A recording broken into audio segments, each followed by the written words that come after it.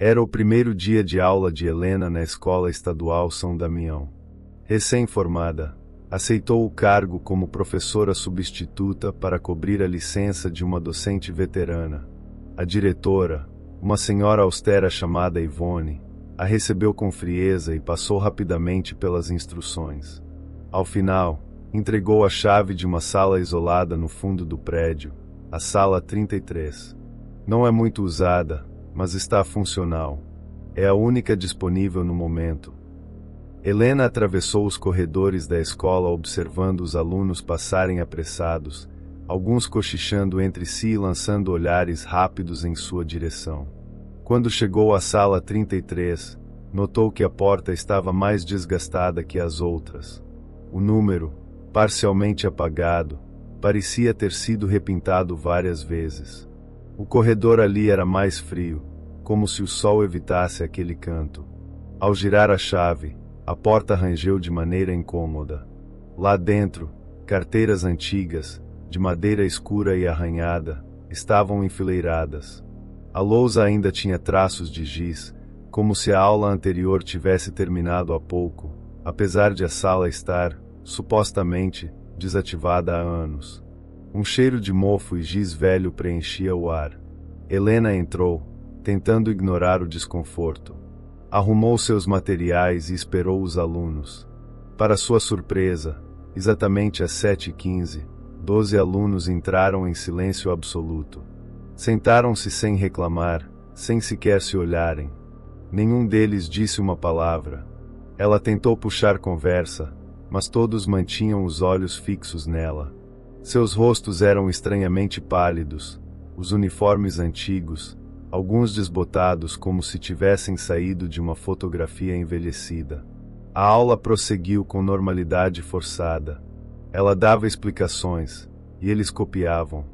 Ninguém fazia perguntas. Ao final, se levantaram ao mesmo tempo e saíram em fila, como um único corpo dividido em 12. Helena ficou parada, tentando entender o que havia acontecido. Na saída, cruzou com a inspetora e comentou: "Parece que os alunos da sala 33 são bem comportados." A mulher empalideceu. "Você deu aula para quem?" "Para os 12 alunos da sala 33. Estavam todos lá." A inspetora apenas balançou a cabeça devagar. A sala 33 foi desativada em 1998, desde o incêndio. Helena não conseguiu dormir naquela noite. As palavras da inspetora ecoavam na mente como um sussurro que se recusava a desaparecer. Desde o incêndio. Tentou pesquisar sobre o ocorrido, mas encontrou apenas uma nota de rodapé em um jornal antigo. Incêndio em sala de aula causa pânico, mas não deixa vítimas fatais. A data, outubro de 1998. Nenhum detalhe adicional, nenhum nome listado, nenhuma explicação plausível sobre o motivo do fogo. No dia seguinte, decidiu não comentar com ninguém. Achou que talvez tivesse entendido errado, ou que a inspetora estivesse apenas tentando assustá-la com histórias antigas. De volta à sala 33, encontrou tudo exatamente como havia deixado. O cheiro, as marcas de giz, a temperatura levemente mais baixa. E, exatamente às 7h15, os mesmos 12 alunos entraram. Nenhum atraso, nenhuma palavra. Helena tentou algo diferente. Pediu que escrevessem uma redação sobre seus sonhos. Um exercício simples, usado para quebrar o gelo. Todos começaram a escrever ao mesmo tempo, com caligrafias meticulosamente idênticas. Quando recolheu os papéis, o coração acelerou. As redações falavam do mesmo sonho: uma sala trancada, uma fumaça densa, e uma professora que gritava do lado de fora, incapaz de abrir a porta. Em todas as versões, os alunos estavam presos, esperando por alguém que nunca chegava. Na última folha, no entanto, havia uma diferença. Uma assinatura. Helena virou o papel com cuidado e leu: Joana Mil. O nome soava familiar, mas ela não sabia de onde. Decidiu procurar os registros antigos da escola. No fim do expediente, Foi até a sala da diretora Ivone e pediu acesso ao arquivo físico. Após alguma insistência, a diretora permitiu, mas com uma condição: não mexa nos dossiês da ala antiga. Aquilo não deve ser remexido. Helena assentiu, mas assim que ficou sozinha, procurou exatamente por ali. As pastas estavam amareladas, cobertas de poeira. Entre elas, encontrou uma com a etiqueta parcialmente apagada. Dentro, fichas de alunos de 1998. 12 nomes. 12 fotos em preto e branco. Um deles, Joana Mil. O mesmo olhar vazio. A mesma caligrafia da redação. Ao final do dossiê, um bilhete escrito à mão, com data de novembro de 1998. Alunos falecidos após inalação de fumaça. Portão de emergência estava trancado. A professora substituta não compareceu no dia. Helena sentiu um aperto no peito, porque reconhecia a caligrafia do bilhete. Era dela. Helena deixou os arquivos caírem no chão. Seus dedos tremiam, o suor escorria pelas têmporas. Como sua letra estaria ali, em um bilhete de 1998, se ela tinha apenas 7 anos naquela época? Tentou racionalizar, talvez fosse alguém com o mesmo nome. Mas a caligrafia era inconfundível. Era a mesma que usava nas provas, nas anotações do quadro, até nos bilhetes que mandava para a coordenação. Naquela noite, teve um sonho. Estava diante da sala 33, segurando um molho de chaves. Alguém do lado de dentro gritava seu nome, batendo contra a porta trancada. O calor era insuportável, fumaça saía pelas frestas. Mas no sonho, ela não abria. Simplesmente virava de costas e caminhava pelo corredor. Acordou com um gosto amargo na boca e o cheiro de fumaça ainda impregnado nas narinas. No terceiro dia, chegou à escola decidida a entender tudo. Passou pela recepção sem olhar para ninguém e seguiu direto para a sala 33. A porta estava entreaberta. Quando empurrou, os 12 alunos já estavam lá, sentados, imóveis. Helena entrou, respirou fundo e perguntou: "Quem são vocês?" Por um instante, o silêncio pareceu gritar. Então, uma das meninas, Joana, levantou lentamente e respondeu: "Estamos esperando você lembrar." Helena sentiu o chão vacilar sob seus pés. Lembrar do quê? Da promessa. Você disse que voltaria. Ela recuou um passo. Isso é algum tipo de encenação? De pegadinha? Outro aluno, um menino alto com olhos fundos, se levantou também. Você prometeu nos tirar daqui. A lousa atrás deles começou a ranger, como se fosse arranhada por dentro. As carteiras tremiam levemente, e uma brisa gelada atravessou a sala, embora todas as janelas estivessem fechadas. Helena tentou sair, mas a porta se fechou sozinha com um estalo metálico. Ela correu até a maçaneta, mas estava trancada, por dentro. Tentou o celular, sem sinal. Ao virar, os 12 alunos agora estavam de pé, todos com os olhos voltados para ela. Vocês estão me culpando por algo que não fiz, disse, ofegante. Joana deu um passo à frente. Mas você já foi uma de nós. Nesse momento, Helena sentiu a vertigem retornar. Um zumbido profundo tomou seus ouvidos, e a sala pareceu girar.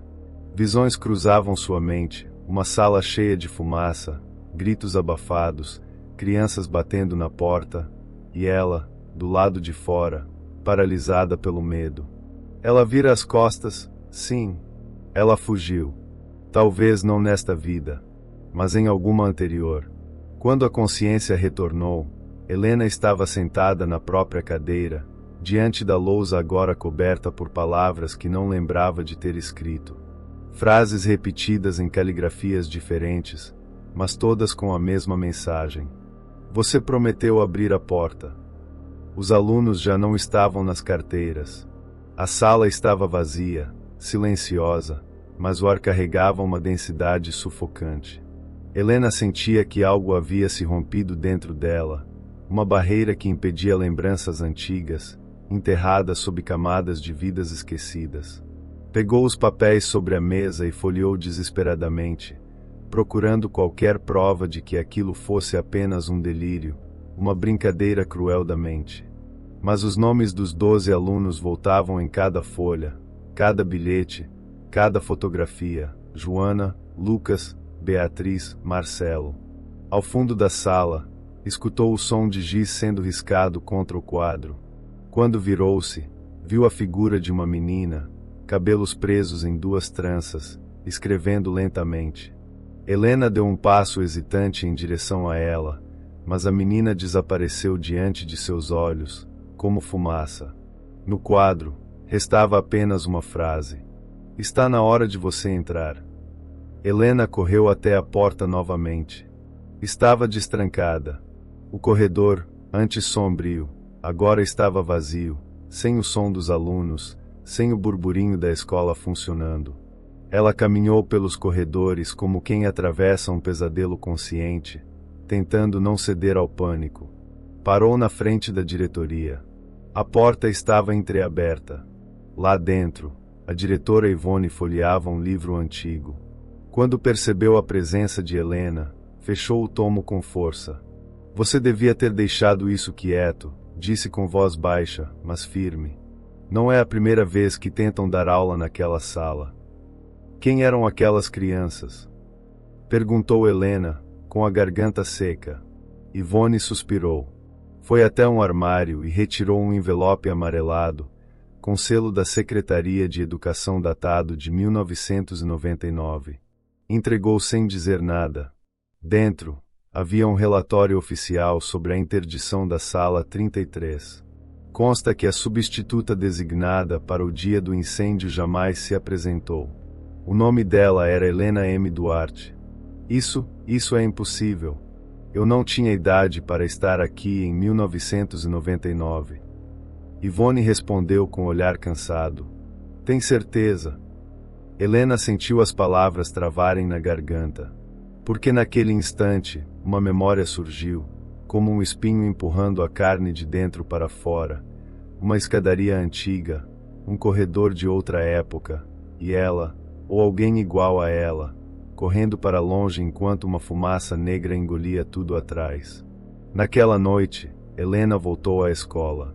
Não conseguiu explicar por quê. Era como se algo dentro dela, algo antigo e incontornável, a puxasse de volta. Os portões estavam abertos, mesmo com a escola fechada.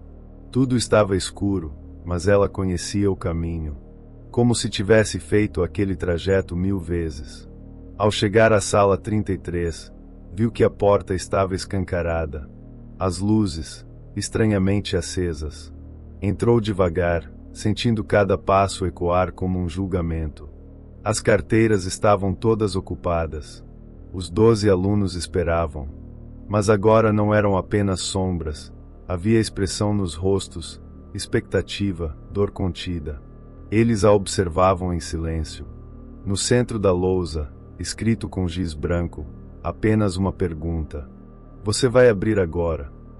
Helena andou até a mesa, respirando fundo. Sentou-se, como fizera nos dias anteriores, mas dessa vez não havia lições. Não havia papéis. Apenas uma chave sobre a mesa. "Essa chave..." Joana se levantou. "É a mesma que você largou antes. Em outra vida." As memórias voltaram como um colapso interno. Ela se viu jovem, assustada, designada para substituir uma professora ausente.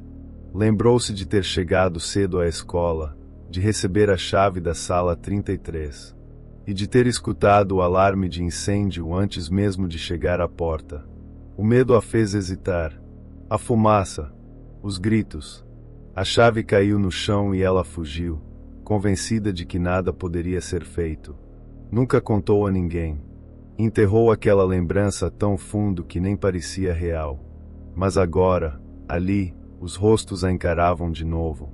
As vítimas do silêncio, do abandono. Helena se levantou, pegou a chave e caminhou até a parede dos fundos, onde uma porta lateral, antes invisível, agora estava ali, marcada por fuligem. Colocou a chave na fechadura. A maçaneta girou com um clique pesado, metálico. A porta se abriu com um rangido que parecia ter esperado décadas. Do outro lado, havia escuridão. Mas dentro dela, brilhos tênues, como se estrelas tentassem iluminar memórias apagadas. As crianças se levantaram e começaram a atravessar, uma a uma. Joana foi a última. Parou diante de Helena. Obrigada por lembrar. Quando ela desapareceu, a sala ficou vazia. A chave, ainda nas mãos de Helena, agora estava fria como pedra. Ao olhar para a lousa novamente, as palavras haviam mudado. Justiça feita. Na manhã seguinte, a diretora Ivone encontrou a sala 33 limpa, silenciosa e trancada por dentro. Quando arrombaram, Helena não estava. Em cima da mesa, apenas um envelope. Libertá-los foi minha sentença. Eu cumpri. Desde então, ninguém mais conseguiu manter aquela sala aberta. Toda vez que alguém tentava entrar, o número na porta sumia. Só uma coisa permanecia, uma marca fina no batente da porta, como se mãos pequenas tivessem arranhado desesperadamente por dentro. E uma frase escrita em giz que nunca apaga, mesmo após limpeza. A memória é a chave. E esquecer é o verdadeiro castigo.